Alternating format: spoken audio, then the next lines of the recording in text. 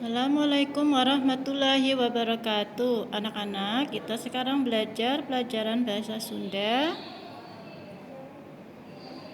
Nah, halaman 75-76 buku paket ya, yaitu ngagalantengkeun kalimah wawaran ngeunaan pasipatan sasatoan. Yang itu artinya menjelaskan kalimat pernyataan yang menggunakan sifat binatang. Ya, kalian perhatikan kalimatnya yang nomor 1, 2, dan 3 saja ya anak-anak. Nah, perhatikan kalimat nomor 1. Engang sok nyeret. Nah, artinya engang itu lebah, sok suka, nyeret menyengat. Artinya engang sok nyeret artinya lebah suka menyengat.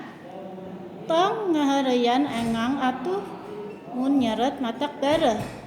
Artinya tong jangan ngahareyan mengganggu engang lebah. Mun nanti nyeret artinya disengat, matak bisa, dere artinya bengkak. Jadi tong ngahareyan engang atuh mun nyeret matak bareh. Artinya jangan mengganggu lebah, nanti disengat bisa bengkak. Sekarang lanjut yang kalimat kedua. Hayam sok ngabintih. Ayam suka mematuk. Bongan hayam anakan teh make diganggu. Tuh jadi we ngabintih. Kalau ayam sedang mengeram, tah make jangan diganggu, jangan diganggu. Tuh jadi we ngabintih, artinya jadinya dipatok ya. Lanjut kalimat ketiga.